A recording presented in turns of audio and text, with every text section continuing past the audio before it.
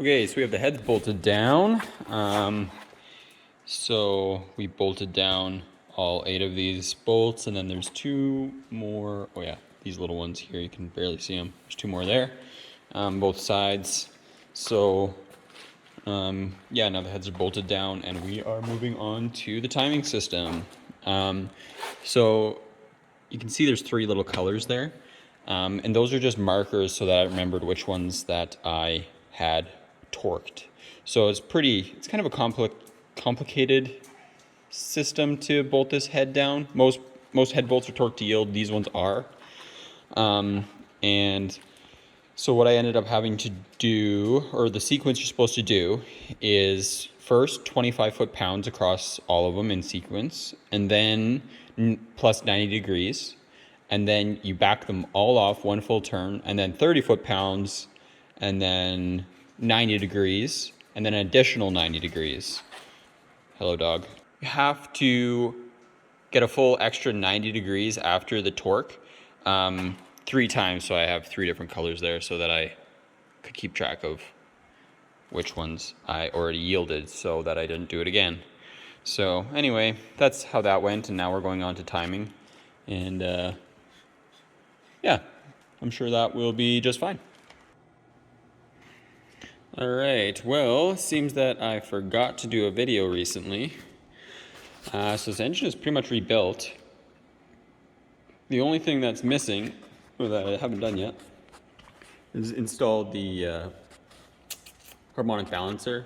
So this is the front main seal, and that's open right now to the crankcase. And then I have to quick install the rear main seal back here, kind of see where flywheel bolts to. But anyway, yeah, so we went through and did all the timing. So there's a timing cassette in here to here, and redid that. And then another timing cassette from here to here, and then there's a jack shaft in the middle that goes from the middle here all the way to the back, and that controls the 2 camshafts on either end. So this one's controlled from the back on that side, this one's controlled from the front on this side, jack shaft, and then down to the crank.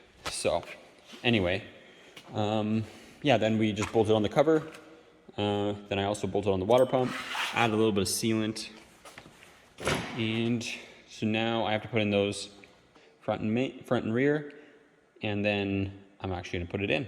So getting close, kind of skipped a bunch of steps there. It's been nice to see the timing chain all done and all that kind of stuff, and some of the processes for that, because it's pretty unique. It's kind of an interesting engine because it has no timing marks. It's all set with this kit. Let me quick grab it. Which is annoying because it's expensive and you have to have this kit. I saw some people who did it with like Allen keys and random sockets. 1 second. But I don't know enough about it to take that kind of shortcut, so I didn't do that. But anyway, you have to have this kit, and you have to put all the pieces, like a procedure for how they all fit on the engine, and like this one will immobilize one cam, this will immobilize the other. This will set it to top dead, number 1 top dead center.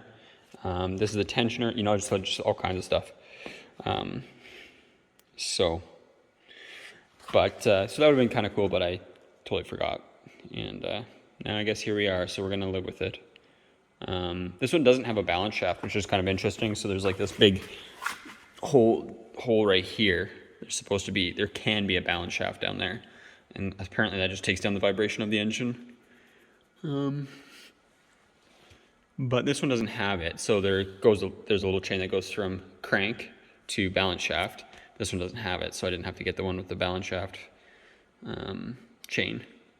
But yeah, everything is pretty much done.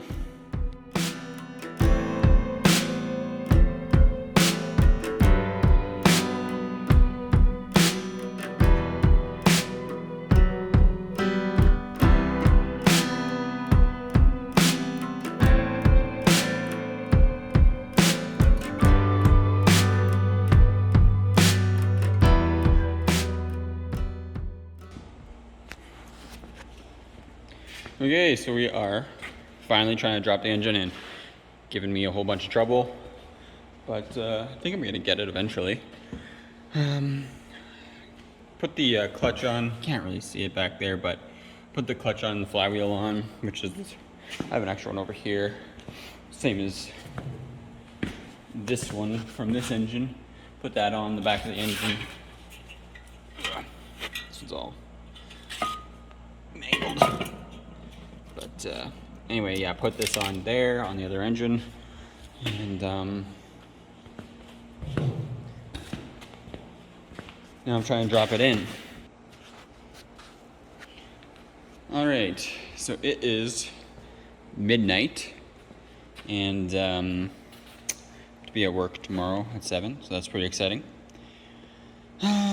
Basically what ended up happening was I installed the engine, and then all of a sudden it started I tested the clutch, didn't work at all.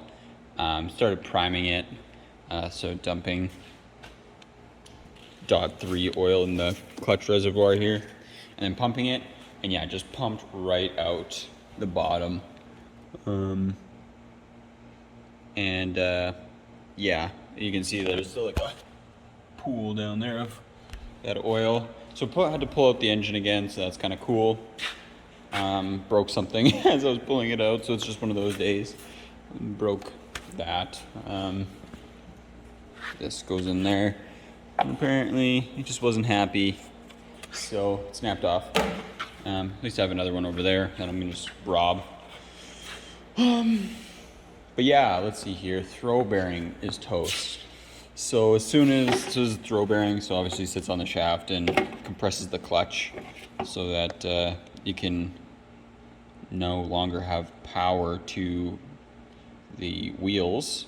And yeah, I put fluid in this thing, and it just immediately all runs out. So this thing is pooched. I think it's like brand new, so I don't know exactly why it failed, but yeah, you put fluid to it and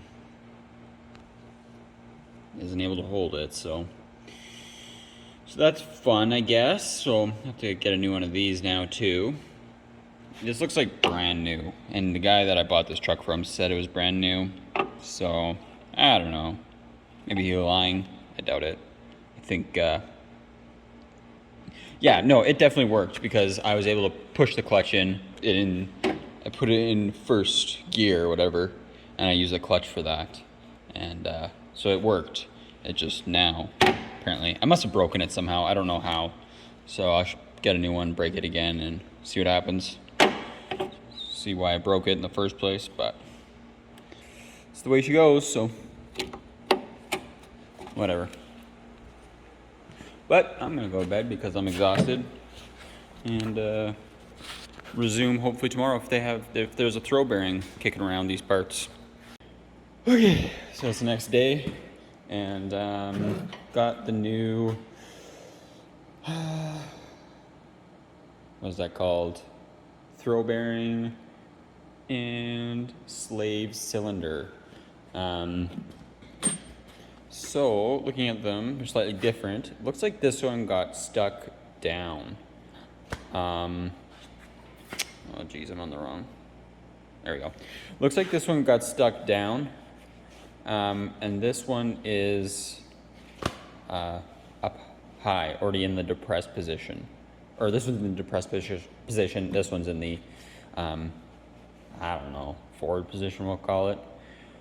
So that's pretty interesting. I kind of think I might have destroyed this when I installed it. I don't know exactly how I would have done that.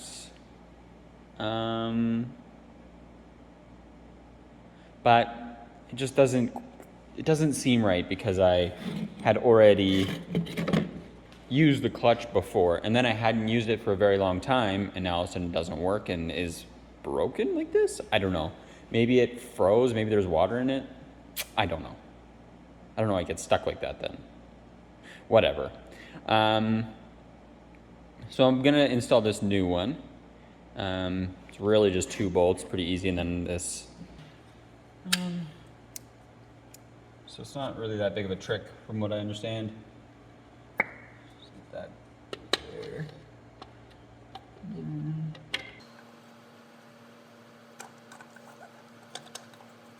seated already.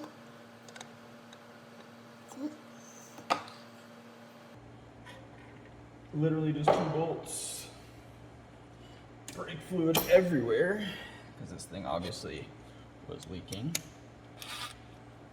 Jeez, smells bad. Brake fluid for you.